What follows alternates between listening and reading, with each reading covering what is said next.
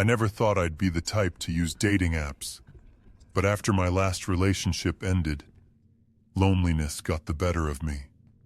I downloaded the most popular one and started swiping through endless profiles. Most guys seemed normal enough, but after weeks of small talk that led nowhere, I was getting discouraged. Then I matched with David.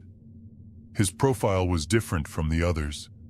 Professional photos, well-written bio, seemed genuine. He was a photographer, traveled frequently for work, and had this warm smile that made me feel something I hadn't felt in months. When he messaged me first, I was flattered by his attention. We talked for 2 weeks before meeting in person. David suggested a small coffee shop downtown that I'd never heard of. When I arrived, he was already waiting, and he looked exactly like his photos. He was charming, asked thoughtful questions about my life, and seemed genuinely interested in getting to know me. The conversation flowed naturally for hours. But then David started asking specific questions that felt odd. He wanted to know exactly where I lived, what my daily routine was like, whether I lived alone. When I deflected, he'd circle back to these topics. I told myself I was being paranoid. After our third date, things escalated quickly. David walked me to my car in the parking garage, and when I said goodnight, he pulled me close and kissed me. It was intense, almost possessive. When I pulled away, there was something in his eyes that made my stomach drop. Something hungry and cold. The next morning, I woke up to 37 text messages from David. They started sweet, thanking me for the date, but quickly became demanding.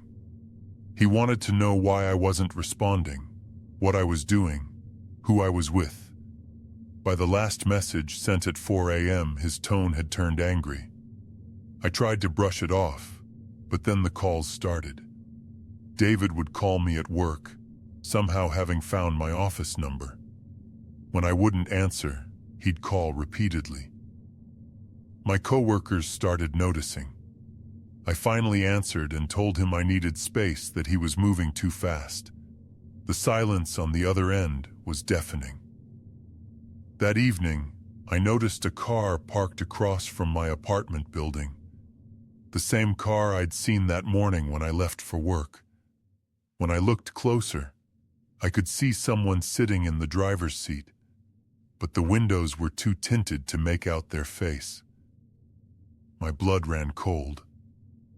I called my friend Sarah, who told me I was probably overreacting.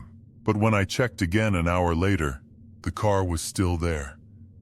I watched from my window as someone got out.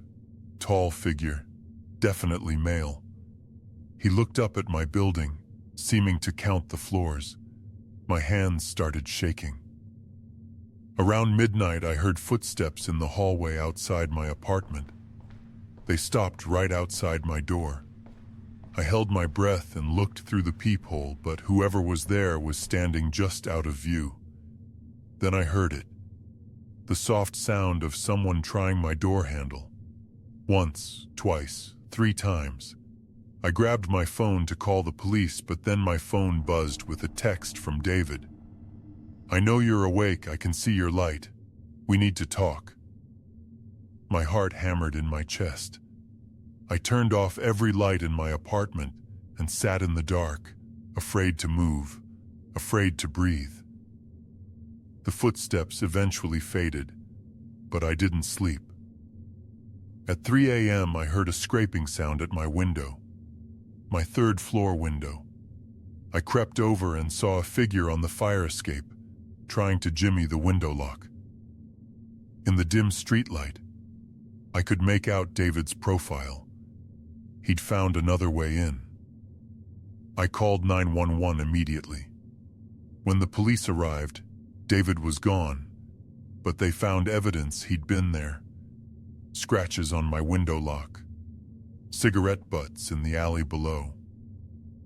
The officer told me this wasn't David's first time being reported for stalking behavior. There had been 3 other women in the past 2 years. I got a restraining order, but David violated it twice before disappearing entirely. The police told me he'd likely moved to a different city, found new victims. I learned that everything about his profile had been fabricated. The photos were stolen from a modeling website. The job was fake. Even his name wasn't real. I moved across town and haven't used dating apps since. Sometimes I wonder about those other women the officer mentioned, and whether they were as naive as I was. The scariest part wasn't just that David was dangerous. It was how normal he seemed at first. How easily he'd gained my trust before showing his true nature. That's what keeps me awake at night.